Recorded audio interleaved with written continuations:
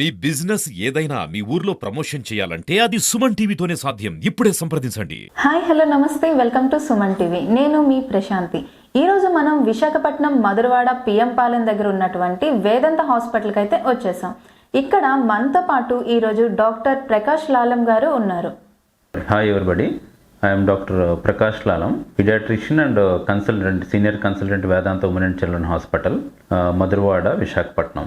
Sir, మనకి జనరల్గా fevers అనేవి వస్తుంటాయి. దానికి తోడు మనకి ఇప్పుడు సీజన్ కూడా చేంజ్ అయింది.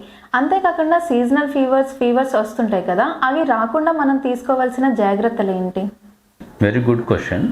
ఫీవర్స్ అన్న లైక్ వెరీ కామన్గా మనం సొసైటీలో ఫస్ట్ వచ్చే కంప్లైంట్ పబ్లిక్లో ఎప్పుడన్నా సరే, మన హాస్పిటల్ విజిట్స్ మనం చూసుకుంటే people 90% of the hospital OP visits ఏవైతే ఉంటున్నాయో అవి మెయిన్లీ ఫీవర్ కోసం అని చెప్పి వస్తుంటారు. బట్ ఫీవర్ అన్నది ఏంటంటే మల్టిపుల్ రీజన్స్ వల్ల వస్తుంటుంది. అది ఫీవర్ అన్నది ఒక డిసీజ్లకు చూడకూడదు, అదొక సిమ్టమ్ అంతే. మల్టిపుల్ డిసీజెస్కి ఫస్ట్ వచ్చే సిమ్టమే ఫీవర్. సో ఫీవర్ని మేనేజ్ చేయడం అన్నది ఏంటంటే యూజువల్గా ఫస్ట్ 1 to 3 days వరకు ఎప్పుడు కూడా బేసిక్ మెడికేషన్సే మనం యూజ్ చేయాలి. అది ఓన్లీ పారాసిటమాల్ లాంటి మెడికేషన్స్, లేకపోతే any other kind of medication fever severity బట్టి డాక్టర్స్ ఏమైనా రికమెండ్ చేసిన మెడిసిన్ వాడాలి. ఓన్లీ ఫీవర్ కంట్రోల్ అన్నది మెయింటైన్ చేయడం కోసమే ఫస్ట్ 1 to 3 days ఎప్పుడైనా సరే పబ్లిక్ ఆలోచించాలి. ఆఫ్టర్ 3 days తర్వాత స్టిల్ ఇంకా ఫీవర్ కంటిన్యూ అవుతుందంటే దెన్ ఫర్దర్ మనం మెడికేషన్స్ ఏమైనా ఎక్స్ట్రాగా యూజ్ చేయాలంటే లైక్ యాంటీబయాటిక్స్, అది కూడా ఓన్లీ డాక్టర్ యొక్క రికమెండేషన్తోనే వాడాలి. ఓవర్ ది కౌంటర్ మెడికేషన్స్ అంటే ఓటీసీ అంటే ఓవర్ ది కౌంటర్ వెళ్ళిపోయి ఇండియన్ సెటప్స్లో ఎక్కువగా మనం యాంటీబయాటిక్స్ మనం సొంతంగా బై చేసి వాడడం అనేది ఎప్పుడు కూడా not recommended. So after 3 days తర్వాత వన్స్ కన్సల్ట్ అయిన తర్వాత డాక్టర్ని then only we should go for any further medications కానీ ఇన్వెస్టిగేషన్స్ కానీ. అండ్ సీజనల్ ఫీవర్స్ అంటారు. సో సీజనల్ ఫీవర్స్లో అంటే మల్టిపుల్ టైప్స్ ఉంటాయి. మోస్ట్ ఆఫ్ ద టైం మనకు వచ్చే ఫీవర్స్ అన్నీ కూడా వైరల్ ఫీవర్సే ఉంటుంటాయి.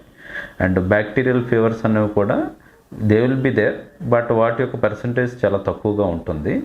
ఈ వైరల్ ఫీవర్స్ రాకుండా ఉండాలి అన్నది ఏంటంటే ఇట్స్ వెరీ డిఫికల్ట్. అంటే ప్రివెంట్ చేయడం అన్నది ఫీవర్స్ అన్నది ఇదేమి మనకి నాన్ కమ్యూనికబుల్ డిసీజెస్ కాదు. నాన్ కమ్యూనికబుల్ అంటే లైక్ డయాబెటీస్, హైపర్ టెన్షన్ ఇలాంటివి. ఇవేంటంటే 1 to 1 స్ప్రెడ్ అయ్యేవి కాదు. బట్ ఏవైతే ఫీవర్స్ వైరల్ రిలేటెడ్ ఫీవర్స్ ఉంటున్నాయి కానీ బ్యాక్టీరియల్ ఫీవర్స్ కానీ ఇవి వెరీ కామన్గా కమ్యూనిటీలో 1 to 1 స్ప్రెడ్ అవుతుంటాయి. సో మనం ప్రివెంట్ చేయాలన్న ఆస్పెక్ట్ అన్నది టు సమ్ ఎక్స్టెంట్ మనం సక్సీడ్ అవ్వగలం కానీ, but most of the thing ఏంటంటే వన్స్ ఫీవర్ వచ్చిన తర్వాత ఏం చేయాలన్నది మన యొక్క మెయిన్ ఫోకస్ ఎప్పుడు ఉంటుంది. ఇందులో మెయిన్ మనం దృష్టి పెట్టేది ఏంటంటే first 2-3 days only using paracetamol kind of medications అన్నదే చేయాలి. యాంటీబయాటిక్స్ అసలు వాడకుండా ఉండాలి. ఈ 2-3 days అయిన తర్వాతే అదర్ హెల్త్ కేర్ ప్రొఫెషనల్ యొక్క సజెషన్ ప్రకారం, మెయిన్లీ డాక్టర్స్ సజెషన్ ప్రకారం ఫర్దర్గా ప్రొసీడ్ అవ్వాలి.